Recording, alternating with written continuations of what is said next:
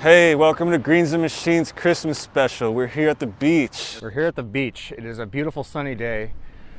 We have to take advantage of it. I know the rest of the country is getting drowned out in snowstorms and it's miserable and there's ice and snow everywhere. Yeah. But since we're here at the beach, we're going to take advantage of that. So welcome. I wish you could join us. So we haven't done a collab video in how long? A few years. Years? No, we months? did one last October. Did we? Yeah. That's more than a year ago. 1 year. Okay. 1 year. So just giving me a frame of reference for where we left off. So yeah, that was the one where I was trying to get you to try all the nice wine I made, correct? that was the one where... Yeah, I'm pretty sure. That was the one where I was talking about school being back open after COVID. Yeah, that's right. So yeah, projects have been happening big time.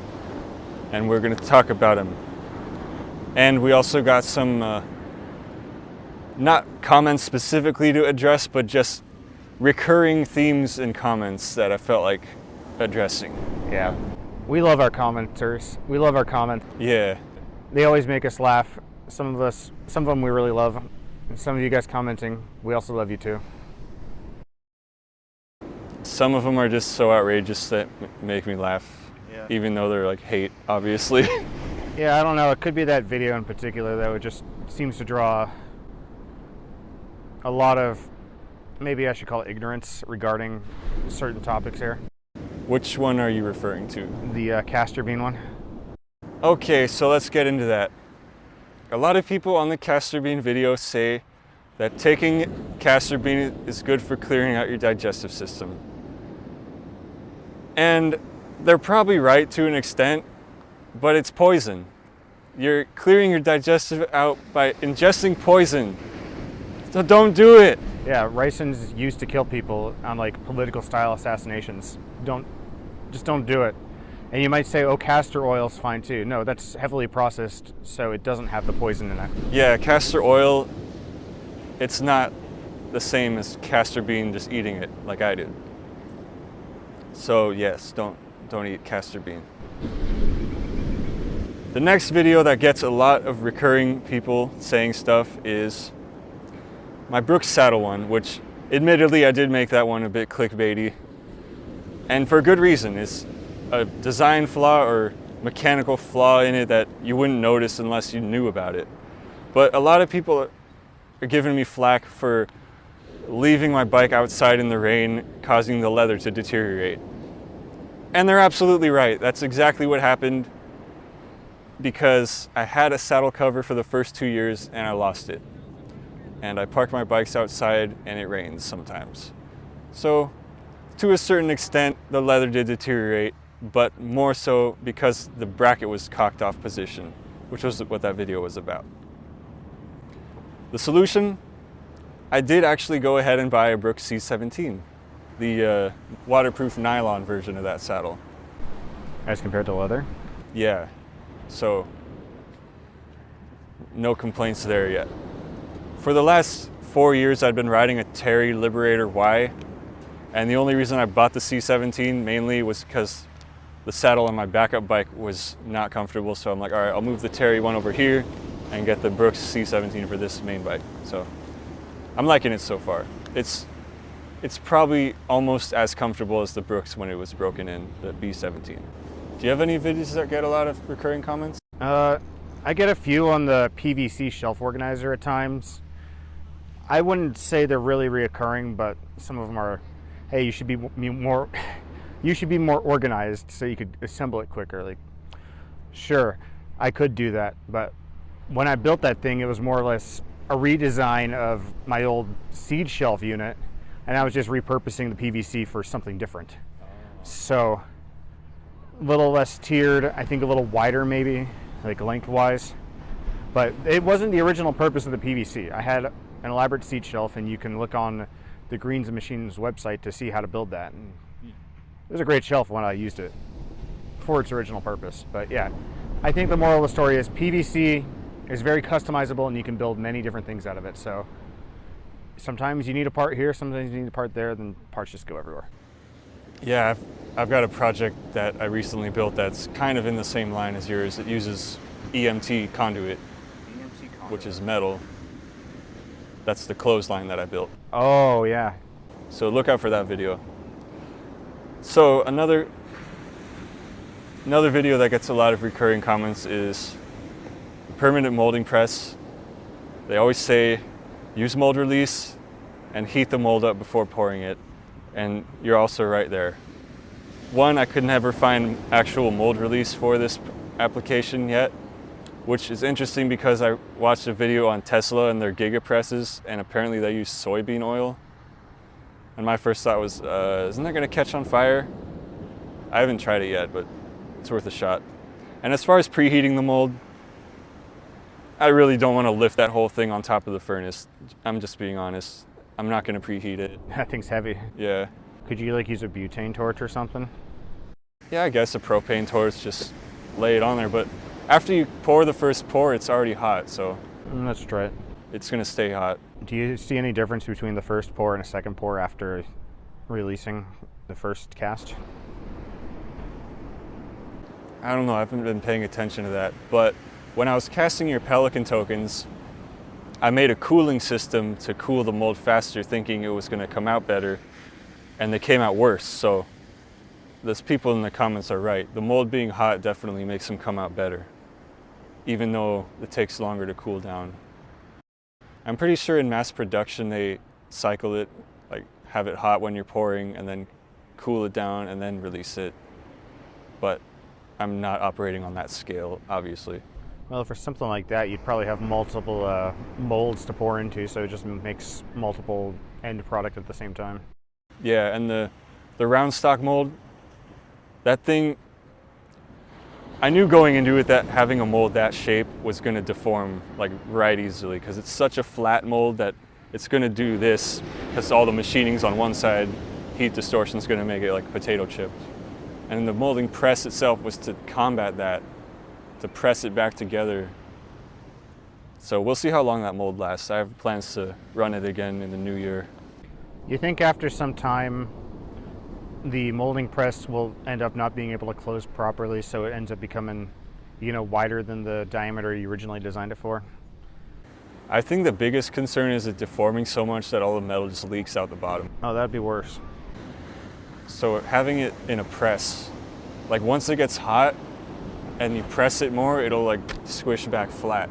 But that only works so much with my lever being so strong, and depending how hot it is, and I don't know. That was a neat project. If I remember correctly, that's a handle twist on that mold, permanent mold release there for the round stock. Yeah. Could that one be adapted to try another, what was it? The pneumatic? Yeah, the pneumatic wrench. So I actually tried that last time, and the handle was stronger than the pneumatic. Really?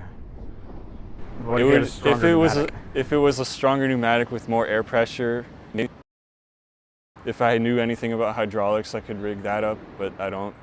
So hand crank is the way it's going. Okay. So have you got any projects coming up? Well, I'd like to get the garden reestablished. In my backyard, my landlord was growing tomatoes back there, but that little patch of dirt we had, well, it was a bit neglected, so they all ended up dying, essentially because they weren't staked also, they didn't grow too well. But I've ripped them all out, and I hope I can plant a winter garden of peas, kale, arugula, and maybe radishes in that. So that'd be something to start January. It would work better for the climate I'm in. Oh, I've got some peas growing in my window garden. They're like that big. Now peas, that was one of the first things I tried growing way back at the origin of the container garden. And I built like a very makeshift trellis system out of like sticks and rope. So I'm thinking this time around I could build something a bit more elaborate, especially because the amount of space I have available to me for growing the peas is a lot bigger. So yeah, so a little winter garden action. The hydroponic garden has been idling for several months now because it got way too hot and essentially everything died in the backyard. You know, I've been working at a lot of community gardens lately and just learning about gardening and composting and different ways to grow stuff. It's very interesting. You do mention compost. That garden bed Essentially, I've just made it so instead of throwing my organic scraps into, the organic trash can that gets picked up every week, I've got the compost bins, and they've just been kind of accumulating organic matter over the year or so. Now that that's all rotted in a way, I can just throw that into that garden bed I was describing earlier, and it should help the plants grow really well. If you do watch the compost tea video that I made for that composter, I've never seen more substantial plant growth from just throwing a little compost tea on a daily. That kale plant that's in that video, it just exploded in size. It was massive. Yeah, compost is the real deal. The leaves were bigger than my arm. That's how big it was. Some elephant ears. It wasn't even that variety. It was just a normal kale plant. Probably a straight true Siberian, and it was just massive. The one comparison I can bring it to is there's a Growing Your Greens video where one of our favorite gardeners, John Kohler there, he takes some rock dust and mixes it into the ground where he has got Swiss chard, and it's the largest Swiss chard plant I've ever seen in my life. The leaves are as big as his body. Just that's how much minerals he got from it. So if you treat your plants correctly with the right compost, then yeah, they're going to grow massive. I've got some projects that I've finished or are almost done that haven't got videos. I did just upload the Didgeridoo one. That was a very quick and easy project.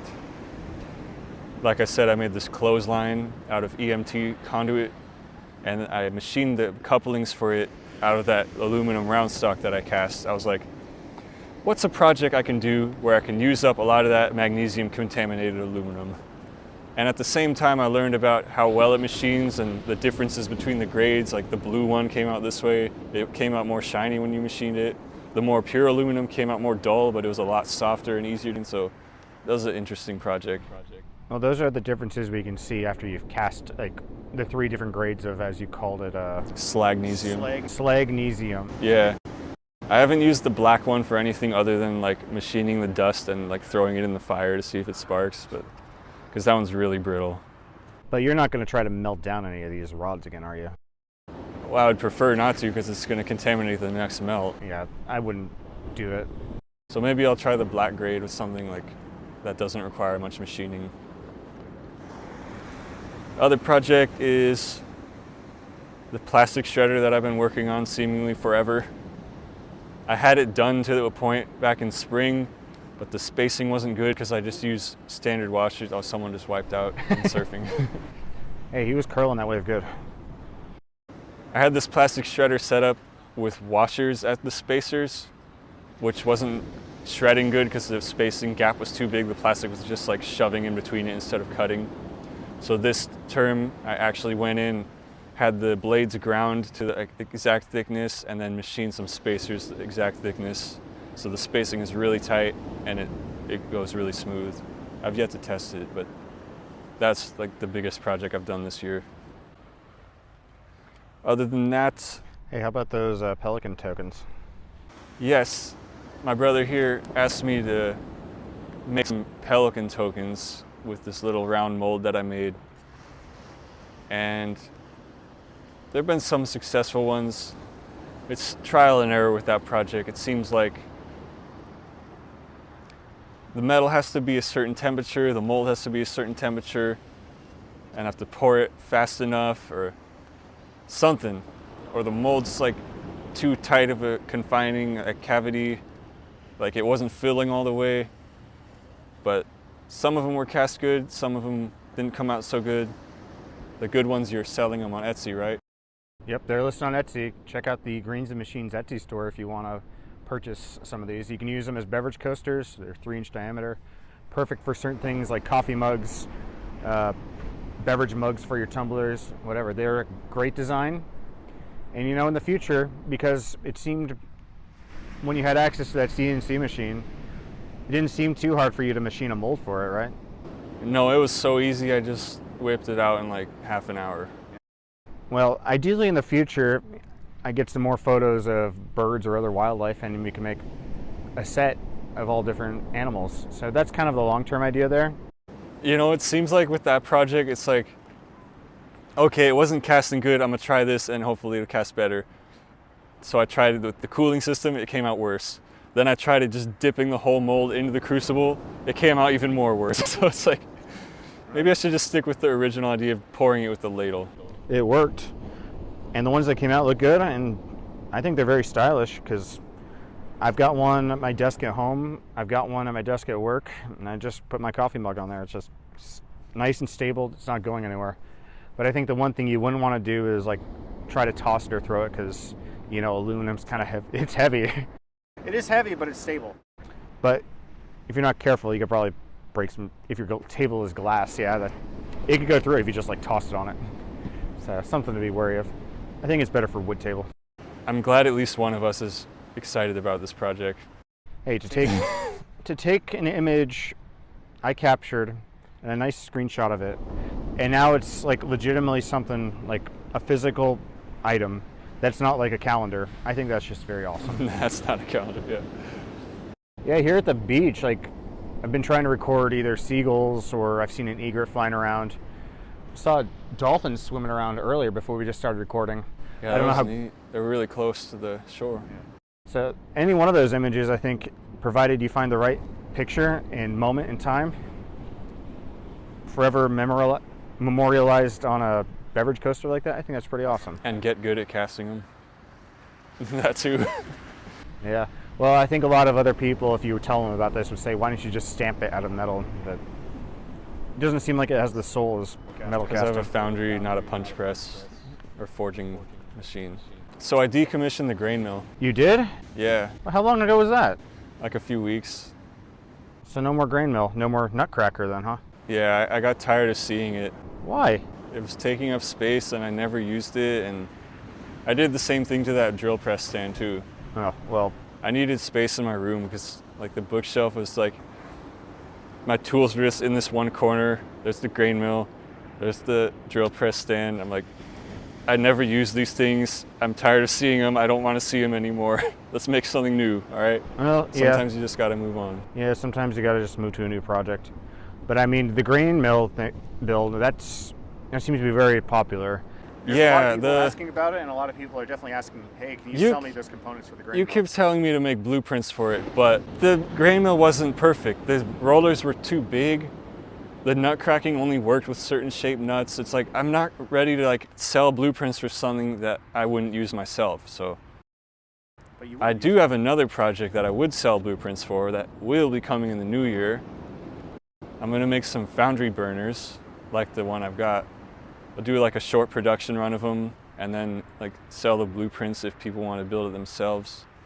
So that's exciting. Yeah, I mean, given the photo, I know you've got the blog post about making that waste oil burner online, and that's one of the most hit and repinned Pinterest photos that we've got. Yeah, every time I open up Pinterest to check it, like I always see like a large number of people liking that image.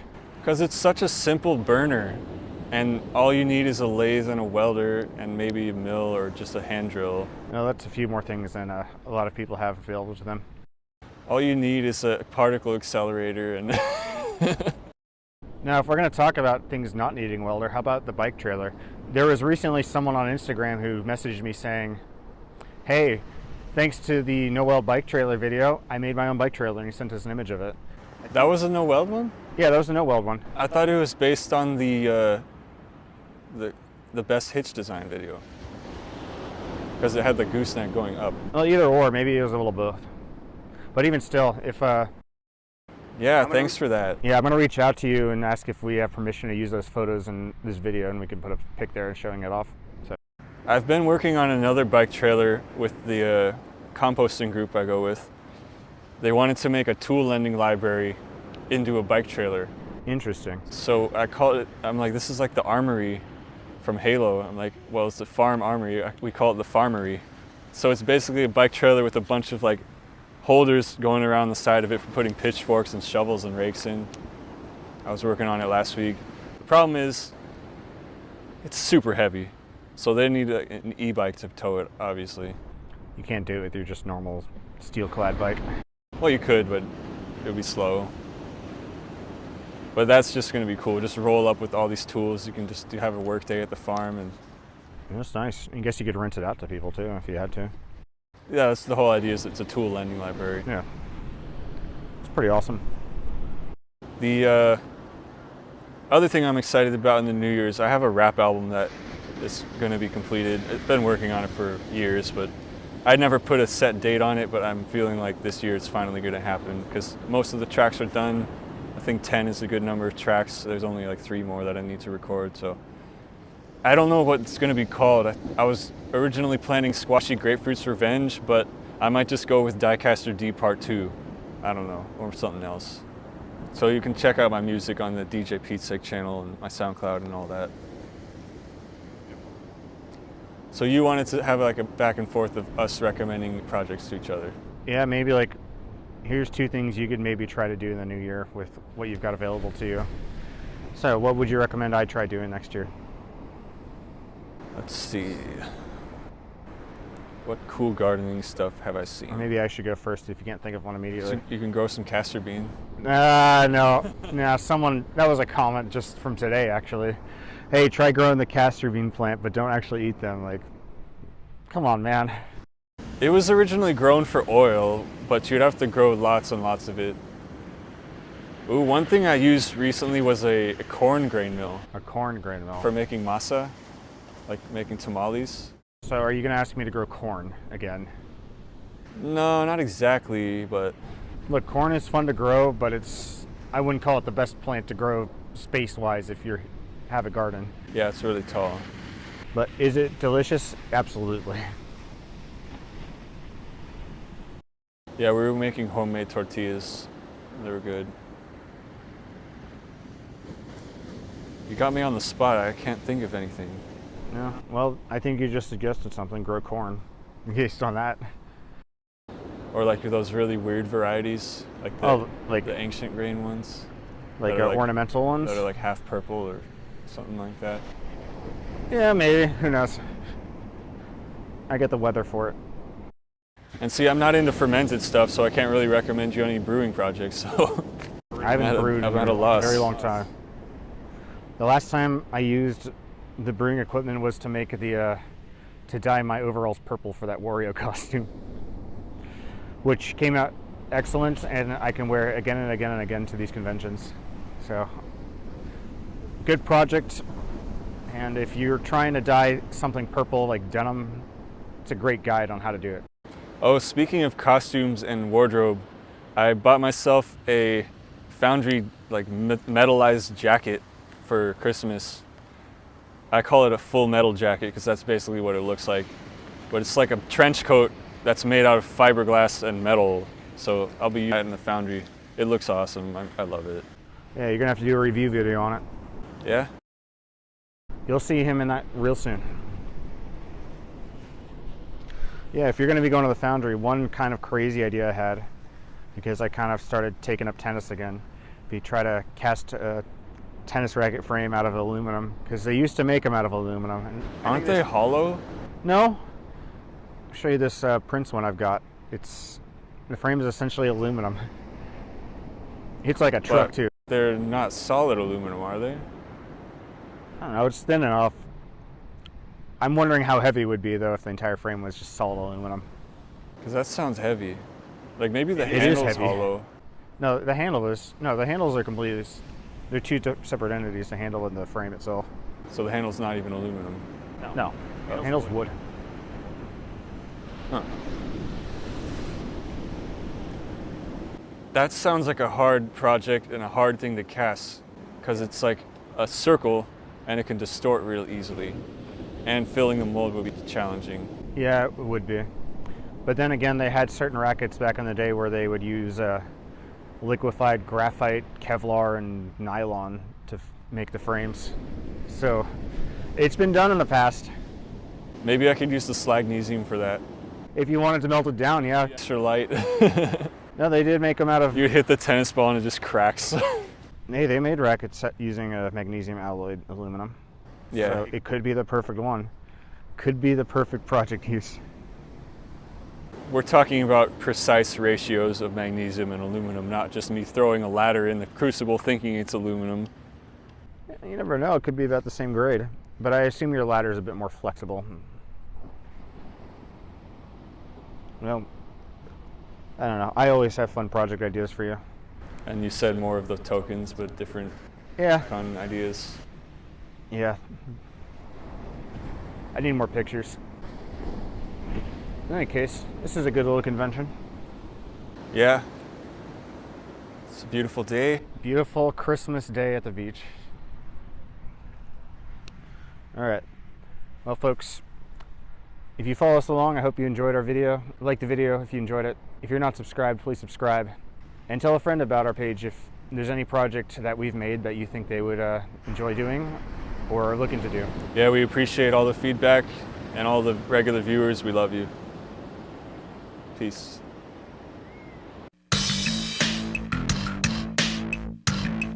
greensandmachines.com.